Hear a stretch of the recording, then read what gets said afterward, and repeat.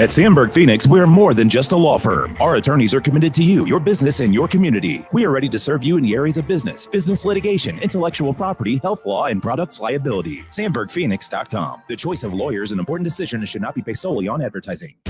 This is the Gashouse Gang on 104.1 FM KMOX. Sponsored by Saliga Heating and Cooling, a Daikin comfort dealer. And by Anderson Hospital, a Newsweek World's Best Hospital. Now, the Gashouse Gang on KMOX. It's one of our favorite hours of the week. I don't know if it's his or not. I think it is. The Cardinals manager, Oli Marmol, is with us. It's the Gashouse Gang with Bernie Miklasz, Chris Ranji. I'm Tom Ackerman. And we say good afternoon to the manager of the St. Louis Cardinals, Oli Marmol. Afternoon, Oli. Afternoon. I'm not sure if I could put this one as a favorite, but it's up there, Tom. Oh, come on. You love it. You do enjoy. You love it. You do enjoy it. And I do reiterate that this was, part of Ollie's idea, really. We got together in spring training. I remember standing outside the clubhouse with you in spring training, and you said, I have an idea for our segment that we do. We were doing Sundays, and we ended up here it was. We all collaborated, Bernie, you, me, Steve Moore, and I know we still have a show to go here, but I just wanted to say I think this has gone well. I mean, I think it's been received very well by the fans, Oli. Yeah. I think you probably feel that as well. Yeah, I think it's a better format for a lot of reasons. I think we dive into things that happen in a game a little bit more detail. You guys each have your own viewpoints of how the game went, and therefore it's just different angles. And if you think about our fan base, they don't all see the game the same way. So I'd rather receive questions from the three of you. And there's days where we can just talk about something that happened. There's days you can question a move, and I can give my reasoning behind it, and people can form their own opinions as to if they like it or not. So I like this format. I like the personalities on it, so I think it's played well. Well, we appreciate that. Let me lead things off by just saying the 11-6 yesterday, and just get your overview of what happened there late to that bullpen. Yeah, it's unfortunate because when you think about how this has played out over the last, call it, couple months, that game usually takes place after we've won 2 games because we've emptied out our pen to do so, right? That means Leahy's not available, Swanson's not available, Riley's not available. What's disappointing about this one is that we coughed that one up the other day when we used our guys, just because, JoJo and Riley have been so good. And both of them had an off day on the same day, and we lose that game. So this one feels a little worse going into yesterday's game because you don't have any of those guys available. You're going to have to close out the game with a combination of Roycroft, Graceffo, Fernandez. And in an ideal world, and I said this in the postgame, man, I didn't want to use Leahy for more than one inning. He's pitched a lot. He's done his job. It's not his fault that he has to take multiples in a day where he shouldn't. But that was the game there with Fernandez on the mound. I felt like if we let it play out, that would have been a much bigger inning if I don't bring Leahy in there. So we took our shot to try to keep it within one, and he was able to. So at the end of the day, that group of guys that we use usually when we're down, right? If you remove the Riley, JoJo, Swanson, Leahy, that second half of the pen, they're going to receive a lot of opportunity, and it's going to be up to them to step up and kind of run with it, man. Alcala's, the Fernandez, Roycrofts, Graceffos, because we've rotated them through in that down 2, sometimes tied if guys aren't available, up 1 situation. And we're waiting on that one guy to step up and show that they're capable of throwing those type of innings. So we'll continue to rotate through them and go from there. But yesterday was an unfortunate loss. Yeah, Ali, I wanted to follow up on Leahy, and I caught your post game, and I could tell it really bothered you. Were really bothered by the fact you kind of extended him so much in that game. And from an overview standpoint, this is something I've been thinking about, not just because of last night, but he's thrown more innings than any Cardinal reliever since Dave Veers in 2002, and he's going to actually go past him. And I got to confess, man, I'm concerned that maybe he's been overused, or there might be some repercussions about pushing him so hard. No, because this has been 100% planned. If you go back 2 months, if you like, Burn, and I can show you on our spreadsheet how we keep track of it, but we've basically done the same thing with him and Swanson, where if we pitch him, we don't use him for one inning, we use him for multiples because it's easier than going back to back, right? It's easier for a pitcher to throw 2 innings than throw 1 inning today and then recover and throw 1 inning tomorrow. All right. So that's where the innings and appearances tend to become a lot on a pitcher and the wear and tear, and then you put him at risk of injury. So what we've done with both of those guys, if you notice, is we use them for multiple innings every time. So we'll use Swanson for 2 innings. We'll use Leahy for 2 innings. And then we alternate whether we give them 2 days rest or 3 days rest. So that's where if Swanson throws 2 1/3 and he has 3 days rest, that means Leahy's going to have 2 days rest after throwing 2 innings. And then we flip them. And one of them will get 3 days rest. The other one will get 2 days rest. And what we're trying to do is actually up the workload while increasing the rest in order for him to have an opportunity to start next year and have a bulk of innings to build off of. So when you're looking at him as a reliever, that's fair to make that comment. But we are looking at, he's not being used as a regular reliever. I mean, if you look at the rest days in between and the multiples, he's being used almost like a piggyback every second or third day, just in order for us to bridge to our back end, but also build the bulk for him to be a starter next year or have the opportunity to compete for it and have a workload of somewhere around 90 innings as the base to build off of. I just wanted to follow up and actually by telling you, your system is working. Yeah. I mean, the last 2 years, I mean, the Cardinals have been a top 5 bullpen in the major leagues over the 2-year period. So what the plan that you and Dusty Blake have come up with has obviously been very successful despite some personnel changes and bodies in, bodies out. So I do recognize that, but I don't know. I guess I tend to be a worrywart about certain things. So that's why yesterday, and that's why I admitted yesterday. Yesterday was the first time I used him in a way I didn't want to use him, right? And he was used no different than any other club would use him, to be quite honest with you. If you start looking at workloads throughout the league and you look at how we've used our relievers throughout the league, there is a difference there. And there's also a difference in injuries, and there's a difference in a lot of other things. But like yesterday was the first day where I went into that game going, I'm going to try like hell to use him for just 1 inning today, and it'll be to close the game. And when it starts to get sideways, you take your shot knowing that we may not get to the 9th unless he throws right here. But from a workload standpoint, he's actually in a really good position, not only to finish off this year, but to position himself as a starter next year. Yeah. So with Leahy and Swanson, if you've got ideas of potentially starting them in 2026, do you already have an idea of how many innings you think they could give you if it ends up that they do make the rotation? So I'd like to keep Leahy in that conversation and not butt him up with Swanson. Swanson is a workload management thing, not so much to build the bulk for next year's starting as much as just keep him from having to go on back-to-back days, because that's the recovery that jacks pitchers up, is just when you start using them back-to-back 3 in a row, and especially when you use them back-to-back and that second day you use them for multiples. That's really tough on a guy. And we try to stay away from that as well. At sometimes it makes me have to answer questions that suck because like, man, why didn't you use this guys in this situation? It's like, because I'd like to have them next week as well. But for Leahy, if we end the year right in that 90-ish range, then you can add 20% of a workload to that going into next year, and he can give you a decent amount of innings. But that's what we're building towards, is just giving him an opportunity to be able to do that. Yeah.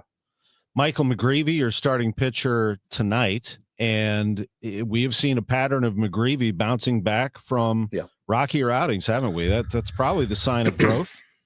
It is, and how if you look at the usage last time, Dusty kind of we sat down and walked through this quite a bit. There is a big difference. You look at his AAA numbers, you look at his big league numbers, and he was relying on 2 pitches heavily in the sinker and the slider. And his last outing against righties, he mixed that cutter, curveball, and the 4-seam fastball in quite a bit. And he has to be that style of pitcher that just has variability. Like he has so much to offer you that you can't eliminate a pitch or sit on a pitch or a certain part of the zone in order to attack him. So the more he's throwing at you, the harder and more difficult, the more soft contact. He's not a big time swing and miss guy. So you have to throw your full mix to righties. And he did a much better job of that last outing, and it led to more success. Well, Nolan Arenado's had a tough year, but he came back last night, looked really good. But the secondary issue here would be, okay, what does this mean for Nolan Gorman? I know there's only 11 games left, but I think Sure. we don't know. And listen, hypothetical questions are kind of BS. I realize that, but we don't know what the situation will be in 2026, whether Nato will still be here or not. But if he's the third baseman, does Gorman have a role? Does he have a regular home? If you could talk about that a little bit.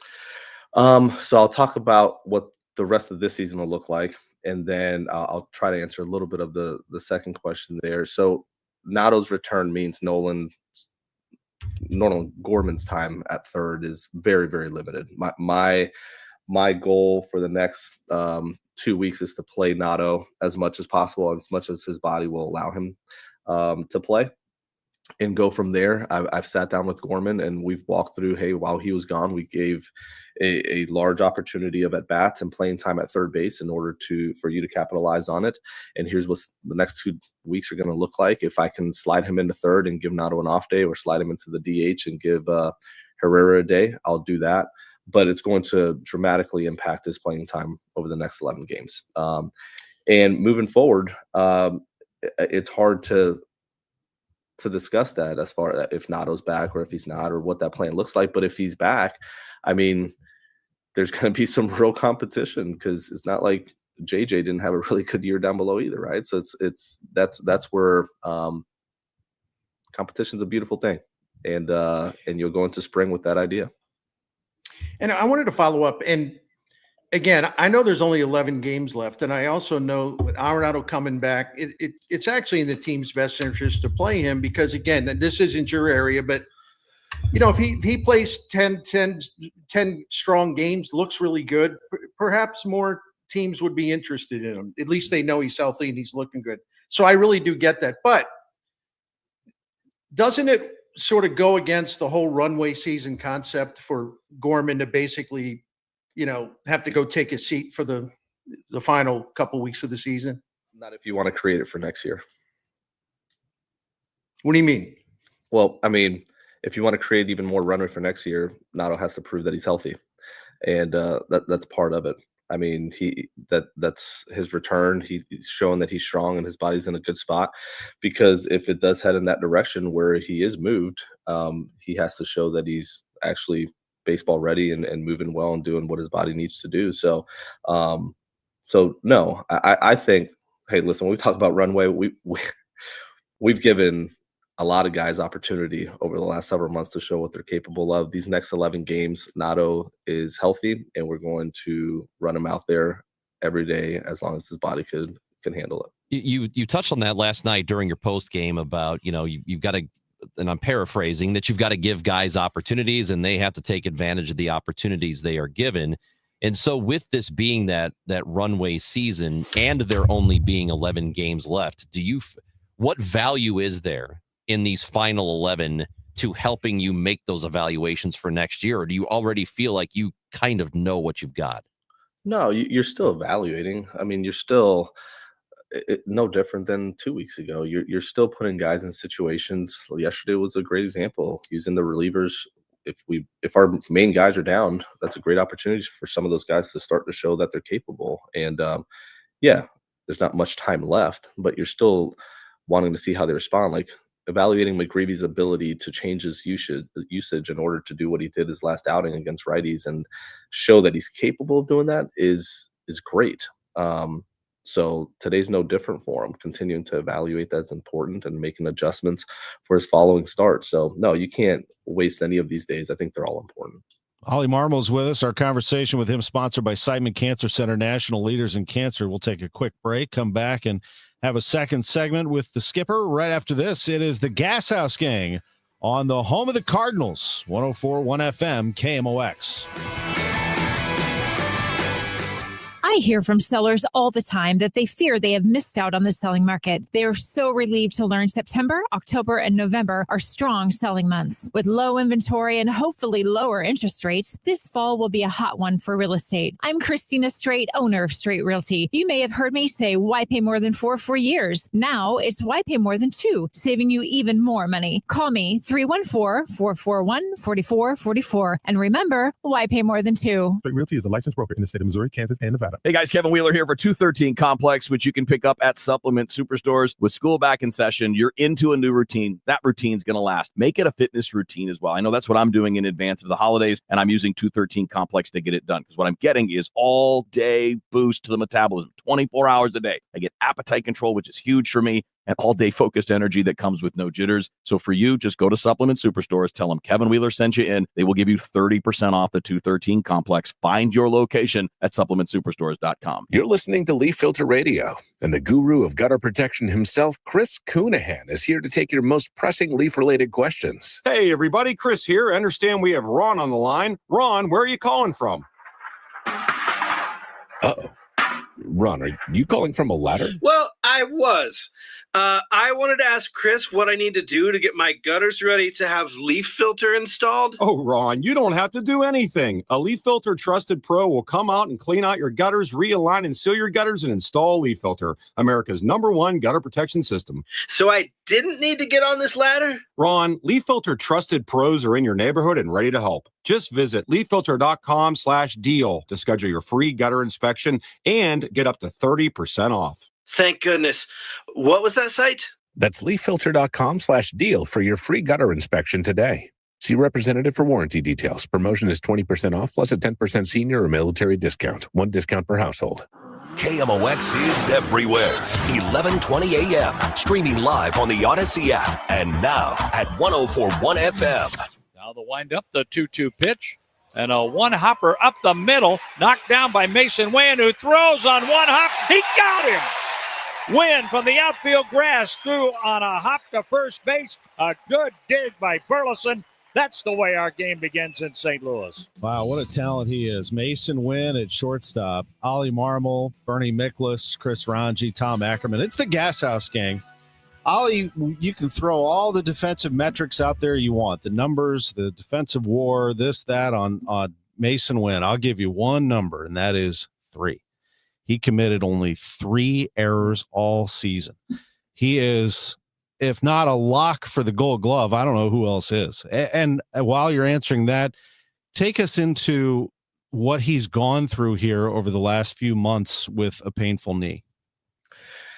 Man, I love the fact that he continued to post every day. And we had a lot of conversations around this. He felt very comfortable that, okay, this isn't going to get worse. We already know we're going to get it scoped out when the year's over. It doesn't impact my off season in any way, whether I do it today or I do it last day of the season. And as long as we still have a shot, I want to go out there every day for my team. And that tells you a lot about a young player. It says a lot to that clubhouse as far as how we need to operate. As far as there's going to be times where you're not 100%. And if you're not at risk of further injury, man, let's go. Like, you're our best shot. Let's keep going. And I love the fact that he has that mentality. He was emotional in my office when we had to pull the plug and say, listen, we're going to call it a year for you, because he's a competitor and he doesn't want to ever stop. I love that. Like, those are the type of players you want a ton of those type of guys. But yeah, he was playing through some pain, and it's something that is in and out, right? You can feel good for 4 innings. You take a jab step and it shoots up your knee and you feel it for 1 or 2 minutes. And that's when you see him limping, and then it goes away. And it's just a constant, just back and forth there. But what he was able to do this year is so impressive, because we talk about it on the other side of the ball a lot, man. Like me and Albert will talk about this all the time. Every year of his career, he wanted to give away less and less at bats. He talked about, like, man, I feel like I gave away 15 at bats last year. I want to get that down to single digit. Like, I just want to give away less and less at bats every year. Well, on the defensive side, being able to focus for every pitch of a game is very difficult. And we do a review where we get the overhead camera of the entire game, and we watch guys and their jumps. And you actually want to see their jumps sometimes on just foul balls, to see if they're reacting in the right direction on a foul ball. It'll let you know how engaged they are on every pitch, even if it's not coming to them, right? So let's say there's a left-handed hitter and you're looking at Walker in right field and the guy fouls it off towards left field. Is Walker breaking and taking that first step? It lets you know how engaged they are, right? For Mason to lock in every single pitch. That's the only way you only make 3 errors in a year. You have to be so dialed in and focused on every single play of the game, and not give anything away, because you don't know when that one pitch and that one ball is coming to you. So I'm proud of the focus, the attention to detail, and the preparation, because even when his knee was jacked up, he was out there taking ground balls and making sure he was prepared every day. Now he shortened the workload and the intensity of how he prepped, but he stuck to his routine. And it just says, like, once you find a routine that works, you make adjustments along the way, but man, don't veer from it. And this guy did a tremendous job of doing that. Just a follow up, but Mason Wynn, despite playing hurt for quite a while, he's going to end up leading your team in wins above replacement.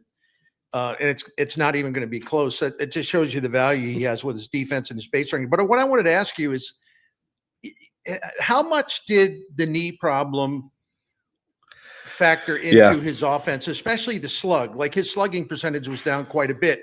Was his base affected to the point where it maybe made it more difficult for him to drive the ball? Possibly, because the days it was barking, you would see some of the swing and miss, and he'd fall back on that backside, and you could tell like he was favoring it a little bit. So it would be naive for us to think that it didn't impact it to some degree. That's why I think, and I've said it a couple times, when you look at Mason, he had a good year, very good year defensively, good year offensively, and the ceiling is so high for him because he can do a little bit of everything. This guy could slug, he can hit you 15, 20 homers, he could drive the baseball the other way, he can take his knocks, he's got a really, really good two-strike approach. There's just a lot of ways he can beat you, and he's only going to get better on the bases as far as being able to steal bases and be aggressive there. He already does a really nice job of scoring from first, second to home, first to third, that type of thing. He was limited in taking risks stealing bags because of just the pressure it puts on that knee. But I think once that thing's ready to go, he's aggressive and he doesn't fear a whole lot. So we have a really good player on our hands. We really do. Mason Wynn's case is a little bit different in terms of the injury. He could not have made it worse by playing, but how do you know when to save a player from himself? Because guys are always going to want to be gamers. They're going to want to be known as somebody who goes out there, even if they're banged up, they're going to play, they're going to be there for their teammates. But sometimes, you might have to step in and make sure they don't make whatever it is worse. How do you know when to do that? Yeah, like I have a torn meniscus right now. And I know exactly what that felt like. I did it playing in, I think, 08, 09. And I understood kind of what he was feeling on a day-to-day basis. And he communicated with me so well that we never felt like we needed to do that. It got to the point once it wasn't recovering as well, and we got to Seattle and he felt like a little bit of the cold weather. He's like, man, I don't know what's going on, but it's just not loosening up as it normally does by the time I get to this part of my day. That's when I knew I wanted to keep a closer eye on it. And then once we gave him multiple days and we got to Milwaukee, we had the same exact feeling. That's when you just make the call for him. And he hated it. But at that point, if it's not recovering to the degree that it was the previous month, then even with off days, then you just make the call. But you have to do that for other guys from time to time. Like Contreras isn't in there today. And he didn't love it, but guess what? Like he needs to take a day and make sure that bicep lets up a little bit, and we're not dealing with that in the next couple of days. So you make the call as necessary. But with Mason, I felt like it was as important for that clubhouse to see him do what he did on a daily basis moving forward, and he did a tremendous job of it. How did Brendan Donovan bounce back from what was a slow recovery? Those were his words, to get back from his injury.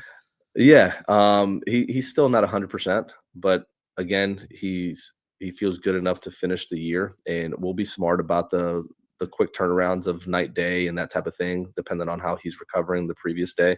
But yeah, this is another guy who played through quite a bit, still feeling it a little bit, but not nearly as much. I mean, the rest and the stuff that he did during that time down really helped. Donnie was your Roberto Clemente Award finalist, and I wanted to get your feelings on that. I know you pay attention and you are involved in what a lot of people do off the field, but do you encourage that in the clubhouse? And do players talk about that, getting out there? Yeah, they do. Actually, one of the people that her name's Melody, she works for us, and she does a really nice job of creating these opportunities for fans using the players. And she came up to me a week ago and she made a really good comment. She said, man, more than any year, these guys have done a tremendous job of just being available to the community, regardless of what we ask them. They not only attend, but like they're engaged like they seem like they enjoy it. And that's credit to that group, man, because we have been given an incredible platform. The salaries are what they are. You have to grind and be focused on the year in order to stay afloat and just survive in this league. But man, you do have opportunities to take a step back from time to time and just figure out like, how do I help? What do people need? What community is in need right now? And how can I step in and just make a difference? Because the platform we've been given is incredible. And I've always felt that if you're not using it for that type of stuff, man, you're missing an incredible opportunity and you'll regret it down the road. So I encourage guys as much as possible to, man, take a step back and understand the platform you've been given and find ways to, just in practical ways, just help people, fill a need, see what's out there and just figure out a way to just step in. So our group has done a really nice job with that. Donnie's very, very cognizant of it. So very deserving for sure. Oli, I think I know the answer to this, but I want to ask it anyway. No surprise that Libby had to, push through some things. First time starter, full season. We get that. But I would imagine you and Dusty and everybody else feels really good about taking him forward in that role. And what do you anticipate he'll do in the offseason? Maybe that he understands the routine now fully, and maybe there are some physical things, some training things he can do. Talk to us about how does he improve just getting into 2026, being better prepared now that he knows what it's like? A lot of it is workload related with the training room performance staff. And you nailed it. Those are the areas that we'll target, because over the last, one of the reasons we wanted to plow through this month, and at times it seemed like, what are you guys doing? I mean, just call it a year for him, is teach his body exactly what's needed. So you look at yesterday's game, there's some differences in the weight room and with our performance staff that we're able to target in between starts. And this is dating back a couple starts now. But yesterday, I believe his average velo was, what he held was 94.6 or so. And he hasn't done that since June 23rd. Right. So like we're close to almost his last start of the season, and he's doing something he hasn't done since June, which tells you his body can handle it, but you can't get there unless you plow through some of the dead period. And we were able to do that, and also target some things for him this offseason that are going to tremendously help him. So I'm glad we did. At times it doesn't look great and it sucks, but you have to understand what the end game is and setting yourself up for success down the road. So our group, meaning performance staff, Dusty, and that entire department, have done a really nice job of really pinpointing and individualizing things for these guys. And Libby fits into that big time. Yeah. We have a loyal listener, Lauren. How about that alliteration? She asked a number of questions, and one of them is about Yadier Molina, who spent some time in your dugout this season. Yes. She wants to know if he's coming back before the homestand is over. He actually texted me while we were on the show. So I'll respond here in a minute. I'm trying to get him down here one more time. That's my goal. I said it last week. I'm hoping it's for the last 3 games here. So we're trying to figure out if we can make it happen or not. So as soon as I hang up with you guys, I'll dial him in. All right. He's going to be managing the World Baseball Classic. So looking forward to seeing what he does. This is one. Any more surprises coming up from the minors? I don't know if you can name names, but do you have? They're all here. Yeah. Do you have anybody left that you have an eye on? You don't have to name names here. Can I throw a name? I'm not saying call them up, but did you? I saw that the Cardinals had their minor league pitcher of the month. My guy, Luis Gastelum. Remember when I told you in spring training how much I love it? That kid is a beast. I mean, he is awesome, but he's at AA Springfield. I like Gastelum a lot. No, I do. That was a good call. That was early on in spring too. Yeah. No, as of right now, don't go too far now, Bernie. Yeah. Stay in your lane, Ackerman. No, I mean, at this point, a lot of this is just roster movement stuff and above me in the sense of going into the offseason, what you want to do from a roster standpoint. And here's what I will say. One of the worst things you can do I get equally as excited as you, Tom, when it comes to these young guys coming up and just seeing what they're capable of doing. But one of the worst things you can do is bring somebody up when they're not ready. And it could set them back big time. I even think about Leahy. He fits into this, where he came up and had I believe it was in Chicago, did not go well for him. And him coming back from that took way longer than we would have liked. And it set him back a little bit. So you have to be smart about when you bring a guy up, if they're ready, and then if they can mentally handle not doing well out the gate. And these are all things you consider before making that move. But as of right now, we're going to stay put. Yes. If I can throw something in, since we're talking about this, because it is a fun subject and it's a positive subject, because these young guys are going to be a big part of the Cardinals' future. Man, yeah. This season that Joshua Baez has had at AA, and the Cardinals drafted him out of high school. Just for our listeners, they drafted him out of high school in Massachusetts in 2021, a year after Walker was drafted. So he had a lot of growing pains, but all of a sudden it just came together. And I'm not saying the guy's going to be Mickey No, I hear Mantle, you. but yeah, when you see a guy who doesn't strike out much, he's drawing walks, he's stolen over 50 bags this year, and he hits bombs. That sounds pretty good to me. I don't know what his ETA is, but that sounds. Have you ever had a chance to watch him or talk to people about him? Yes, I have, and the growing pains were real, and this is where that's what the minor leagues is for, man. To be able to go through that in an environment where you can continue to grind and find progress without the overhead of people just breathing down your throat, because the game matters that much, right? So you want to have that happen down below. You want him to have success. You also want him to get beat up along the way and see how he handles it and make adjustments. And but he's coming along. And there's, to your point, the combination of speed and power, but also controlling the strike zone. Like, that's a great combo. And the more of those, the better. So I'm with you on that one. Right. 12:36. We have reached our limit here. We want to make sure you get on that call with Yachty as well. And you want to put him on speaker? Yeah. Let us know what's up. I'm sure. Just do it I'm now. sure that'll play well. If he's coming, give us a heads up. We'll pass. No, it on. I'll let you guys know if we can pull this off. But hopefully for the last three. All right. Thanks for the visit as always. Have a great game tonight against the Reds. All right. Take care, guys. Oli Marmol, Cardinals manager, with us, sponsored by Simon Cancer Center, national leaders in cancer, with Bernie Miklasz, Chris Ranji. I'm Tom Ackerman. I heard on KMOX today, Chris Ranji's looking for a car. That's what I heard. I heard him. Yeah, who's He did a whole segment on it. Would you have any recommendations? You Tom? know, I just might. There's this dealership. Bernie, got any money? You want to give me some money so I can buy a car?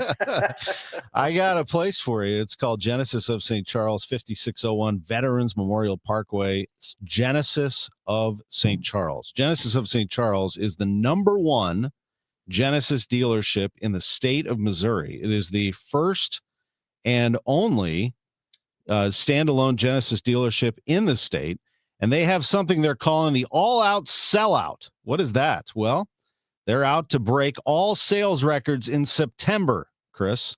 This month only, receive a $500 gift card with any new vehicle purchase, and if you want to trade, they're offering more for your pre-owned vehicle than ever before. You can schedule online, you can call them, you can pop in. That's what I would do, is I'd go in there. The general manager's name is Shay. All right. Tell them I sent you in there. Genesis of St. Charles, genesisofstcharles.com. Wake up informed. Wake up empowered. Wake up to Total Information AM, your morning must. Hi, this is Debbie Monterey. I'm Megan Lynch. This is Tom Ackerman. From local news to breaking headlines to weather, traffic, and the stories that matter most, we've got you covered before your first sip of coffee. Expert analysis, bright perspectives from the people you trust. Total Information AM, your day starts here. Mornings beginning at 5 on 104.1 FM, KMOX. Oh, baby, it is warm in St. Louis. 86 degrees right now. We're going to get a high of 94.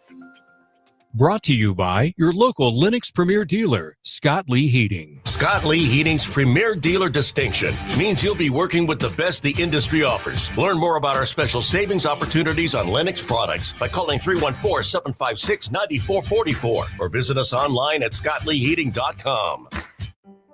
Named one of Newsweek's world's best hospitals for 2025, Anderson Hospital is your hospital for life, delivering exceptional, compassionate care to families across the Metro East. From emergency services to specialized treatments, our dedicated team supports your health at every stage. Experience world-class care close to home. Discover the difference at andersonhospital.org. This is Todd Krenz with Krenz Financial Group. For over 6 decades, we've helped St. Louis families and businesses plan with purpose and live with confidence. We work closely with professionals in healthcare, from doctors and nurses to medical sales and biotech and pharma. Our team helps you navigate complex financial decisions like retirement plans, disability insurance, consolidating old 401ks, and understanding stock options or RSUs. We make the process clear so you can focus on what you do best. Your goals, our mission. Start today at kfgadvisors.com. Securities offered through Raymond James Financial Services. Member FINRA/SIPC. Chris Financial Group is our broker-dealer. Hey, this is Debbie Monterey, and some of you may know that I moved my mother to St. Louis about a year ago because she's aging and I needed to help her with day-to-day things, including getting her estate planning together. I recently met with the folks at Jansky Law. Martin Jansky is an elder law attorney, and that's exactly what he does. Everything from your power of attorney to advanced estate planning, including probate. Maybe you have your estate documents completed, but a nursing home could be in the future for you or a loved one. Jansky Law can help with pre-crisis and nursing home planning as well. Martin Jansky has 30 years of experience, young or old, no matter what your age. If you love your family and want to make sure that your wishes happen or help them ensure theirs do, call Jansky Law at 314-881-6141 or online at janskylaw.com. That's with a J, Jansky law.com. Again, Jansky law.com. The choice of a lawyer is an important decision and should not be based solely upon advertisement. At CertaPro Painters, we know that a happy place comes in many colors, like ones that inspire a sense of wonder, or a new flavor that makes life just a little bit sweeter, or one to celebrate those moments that lift you to new heights. We can reawaken any space to make your happy place your home. CertaPro Painters. That's painting happy. Each CertaPro Painters business is independently owned and operated. Contractor license and registration information is available at CertaPro.com. If you owe the IRS, you have a legal issue, and you need the Lance Drury Law Firm. We'll protect your rights. Log on at LanceDruryLaw.com. I'm Dave Glover, and I see clearly now thanks to the doctors, Dr. Greg Birdie, Ranjan Malhotra, Robert Brusati, and Andy Royer. You can too. Just go to youridoc.com. Today, the Cards, the Reds. Cameron Total Access 550. Cardinals Radio, 104.1 FM, KMOX. Gashouse Gang with Bernie Miklasz, Chris Ranji. I'm Tom Ackerman. Our producer is Matt Pajeski right here in studio. We just spoke with the manager, Oli Marmol. Bernie, your reaction to the skipper? He had a very open segment, I thought, with us, both segments. No, I enjoyed him explaining his usage of Kyle Leahy, and as I sort of conveyed when I asked him the question, I was concerned that maybe Leahy's pitching too much because 31 of his appearances have been for more than one inning, and there's only one reliever in the major. Well, Leahy leads the National League in innings pitched in a lot of other categories like batters face, things like that. So I do worry because I've seen relievers break when they're used too much. And I am concerned about that. I conveyed that to Oli. But in all candor, I should have told him this because he would have left because he likes this kind of stuff. I was kind of going bananas last night. In fact, texting with Kevin Wheeler and Matt Pauley, just saying, what's going on here? I mean, is Oli going to wait till the dude's arm falls off? I mean, come on. Yeah, that was it's hard. It was hard to watch. But see, that's what's valuable about having this forum, because I can take my concern and say, here's my concern. Are you working him too much? And then he can explain the system that he set up. And after hearing the explanation of the system, actually the way he's going about this makes sense. It does. So I've learned something. It doesn't mean that I'm going to agree with everything that he says, but I've learned something. And I know yesterday we were fussing on Redbird Rush Hour about, it sounds like Arenado, no matter what, will always play. And this was more about next season if he's back. There's only 11 games now in this season. But I was fussing quite a bit. And, I sent a text message about this because I was curious. And the thing of it is, I think next year, if Arenado's still here, the idea that he'll play no matter what, no matter how bad he is, he'll play, he'll be the starter. I would have a problem with that. And I know some of our listeners are probably saying, well, why didn't you confront him on it? Well, it's because we're not into next year yet.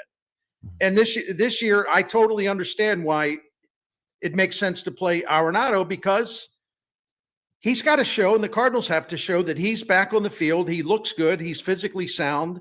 And that part is no longer a concern. But there's always stuff about Oli that I want to ask him about. And he always answers this question straight on. I mean, people will say that he ducks it. The only time he ducks a question, he's not really ducking a question, because the question will be geared to something that is not his decision. So why would he sit on our station, or even talking to the media herd down at the game, in a way that would be basically criticizing the front office? I mean, that's just stupid to expect any manager to do that. They don't do that. So if he dodges, that's why he dodges. No, that's understandable. And speaking of the front office, a lot of people commenting on Bloom. Joseph says he could see Bloom trading for a young, controllable starting power pitcher that we really don't know a lot about, and a veteran starter also. Well, I'm all for that. I mean, if I'm Bloom, Bernie, that's what I'm doing right away. I'm addressing this rotation. You cannot go through another year with a rotation like we just saw. Well, I guess some of this also depends on what they really think next year is going to be, right? Yeah, I think regardless, you got to have some stable starting so that you can see what else you have in your bullpen. You can't go through these, but not to mention offense. You have to have even if you're not a good team in terms of roster of talent, you have to have some sort of base of rotation so that your offense isn't down 5 runs in the first inning. Right? They need a lot. And next year is going to be a rebuild, and it's going to be. It's going to be a slow rebuild. The Chaim Bloom era is going to be totally different, because he's going to come right out and tell people exactly what he plans to do, and he's not going to try to finesse it and then try to convince the fans that they're going to try to win when actually it's not going to be set up that way to win immediately. But it's overdue. They need to do it, and Bloom, with his work in draft and development, and the way he rebuilt that entire Red Sox farm system, and he did it in a very quick fashion. That team that's having an unexpectedly good year is just loaded with Chaim Bloom draft picks, but also Garrett Crotchet, the starting pitcher. He was acquired with Chaim Bloom draft picks that were selected by Boston. So this is the way it's going to be, and that's the way Bill DeWitt wants it. But I think people are going to have to just kind of retrain their minds a little bit about what to expect for next season, because it's really obvious what's going to happen. And the Cardinals need to get out of the middle. Then not fully committed to winning, not fully committed to going with youth, kind of trying to stay in the middle of both things. And if you stay in the middle of both things and you don't pick a direction and go hard to that direction, then you have no direction. And I think they're going to take a direction next year. I do think they had some surprises. I think Raniel Rodriguez was a good one in the minor leagues. I think, as you mentioned, Baez. So that's sort of why that farm system went up to 9th, according to Kylie McDaniel of ESPN, from 19th, as they had some unexpected performances, and that's good for Chaim. I mean, that does count because he was overseeing the minor league system, and it's resourcefulness, which will continue in the hands of Rob Cerfolio and Larry Day as he elevates himself, Chaim does, to the big league club. So that's really big. We got a lot of comments that have come through. I want to make sure we're getting some here. We get the one or the other. It's like, I hope Oli's gone, and then I hope Oli gets extended. I mean, it's like, so which is it? They're all over the place in this. That just to go back, I feel like we talk about this all the time, but we're going to save it for our last segment. The future of Oli Marmol and this coaching staff, and for that matter, the managerial future of Yadier Molina and Albert Pujols. How about we wrap that all into one segment after Bernie Miklas tells us about Saliga Heating and Cooling? My pleasure, Tom. Saliga Heating and Cooling has been taking care of St. Louis families since 1927, almost 100 years. And Dan Saliga is the 4th owner, family operator, and owner of this great family business, which is a St. Louis institution. In fact, they're so traditional. They still work out of the same building in South City on Gravois. It's where they started in 1927. I love that. And, Dan Saliga has continued this family tradition of having an honest business, 100% integrity, their knowledge, all these years of experience. They have an experienced staff. They know their stuff inside and out. And that's what you're looking for. But what you're not looking for in heating and cooling is someone that's going to always try to sell you stuff, push stuff, get, you really need to do this. And you probably don't, but they're going to try to talk you into it because it's expensive and that's more money for them.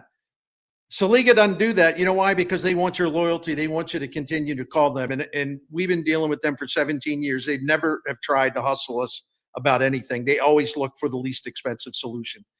So if you want the integrity to come with the professionalism and the knowledges, you got it with Saliga Heating and Cooling. One other thing, they have a priority club. It's a maintenance plan. It's going to save you money by extending the life of your equipment. And they have done that for us. So I can testify to that too. Find out more. Call Saliga at 314-481-7333 or go to SaligaHeatingandCooling.com. Thank you. It's back, and you're invited to join us in Forest Park, September 19th and 20th, for the 53rd Annual Great Forest Park Balloon Race Weekend, presented by PNC Bank. Attendance is free, and the number of memories and photos you can capture is endless. Special thanks to New Ground International and Blue Moon Brewing Company. The 53rd Annual Great Forest Park Balloon Race Weekend. For more details, visit the events page at KMOX.com. I'm Ed Evans, CEO of Consumer Cellular. We're dedicated to serving people 50 and up like me. Our needs are different. Big Wireless wants us in an unlimited plan, but if you're not using all that data, you're probably getting used. At Consumer Cellular, we're focused on affordable, reliable plans, including data that suits your needs, not ours. Our plans start at just $20, and you'll get the best customer service in the business. Call 1-888-FREEDOM, visit consumercellular.com/facts or a store near you. Plans include $5 credit for auto pay and e-billing. See site for additional facts.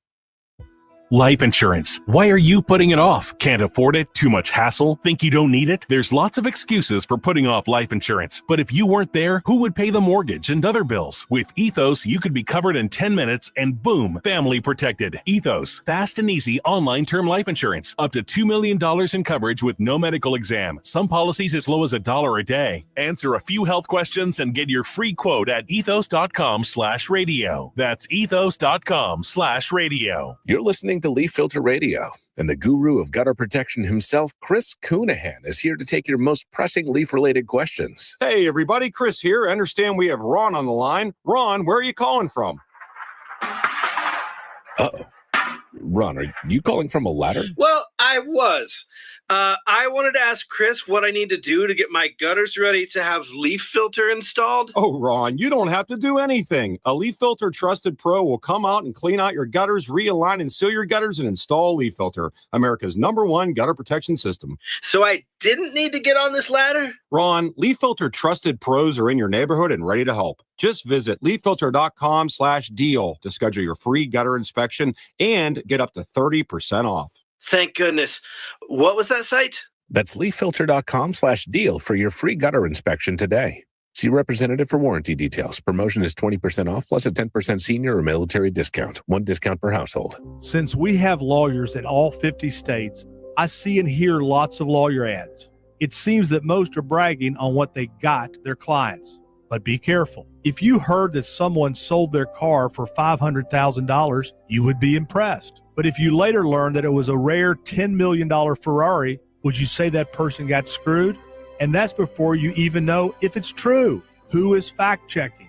And how much went to medical bills and lawyers' fees? If you want to get an idea what your case may be really worth, visit forthepeople.com and go to settlements and verdicts. You will see what a law firm like ours is capable of. And fact check for yourself. All that glitters is not gold. We became America's largest injury firm for a reason. We won big, a lot. At Morgan & Morgan, we represent consumers. Morgan & Morgan, forthepeople.com. Injured? Dial pound law or visit forthepeople.com for an office near you. Now back to the Gashouse Gang, sponsored by Saliga Heating and Cooling and by Anderson Hospital on 104.1 FM KMOX. I don't want to speculate who's on the hot seat in Major League Baseball and which managerial openings could happen here in the next couple of weeks. Why not? I'm pretty sure, because I really don't know for sure which teams are going to fire which managers, but I'm pretty sure Albert Pujols' name is going to come up. And I'm fairly certain that Yachty's name will come up. Jeff Miller wanted to ask Oli if Albert wants an opportunity to sit in the dugout as well. I think, Bernie, it's an interesting question. I mean, Albert's already made it public that he wants to be a manager. Oli's are aware of Yachty's aspirations to be a manager. Do you need to spend a year in a dugout before you become a major league manager? I don't know. I don't think so, but that's just me. Yeah. Because the managing job has changed dramatically because you collaborate with the front office. You know, when Tony La Russa retired, I called him the last of the Lions because other than him and Bruce Bochy and maybe Tito Francona a little bit, the day of the all powerful superpower, leader of men, leader of a franchise manager, those days are long over. And managers today are expected, and they do all work very closely with the front office, making decisions, including lineups. And I for the life of me, I don't understand why so many fans still don't understand that, because that's the way it's been now for quite a long time. So, no, I don't think a guy like Albert Pujols, with his vast experience and great leadership skills, and the fact he loves young players and likes to mentor them and work with them, I think he's ready to manage from day one. I think Yadier Molina is too. Sorry. Yeah, I do too, 100%. And Chris, people are going to have to be prepared around here for the fact that one or both of them could be managing in a different uniform. Yeah. And we've seen Albert in two different uniforms, Angels, Dodgers. We haven't seen Yachty in another uniform. So that would be pretty jarring for people, but it could very well happen. And it could work one of two ways. It could be that maybe it's actually better for everybody involved if they do go somewhere else, because right now, and I think they always are going to be, gods here, both of those guys. But if they ever did end up managing a team where the roster wasn't very good and that team didn't do very well, maybe your opinions start to change of them a little bit. So maybe it would be better for them to go somewhere else. I know a lot of people don't like that. They want them here, but be careful what you wish for. I wouldn't be surprised if the Angels don't hire him. Yeah, I could see it. Yep. Bernie, we appreciate you very much. Thanks for all that you do. See you Thursday. On the Gashouse Gang. Once again, he helps out with the Redbird Rush Hour as well. That's Chris Ranji. I'm Tom Ackerman. Our thanks to Matt Pajeski, our fine producer, and Frank Ladd, and to the manager, Oli Marmol. We say so long, Cardinal baseball coming up tonight, 6:45. Matt Pauley will have the pregame at 5:50 in the Redbird Rush Hour. Before that, with Kevin Wheeler. This is the home of the Cardinals, 104.1 FM, KMOX.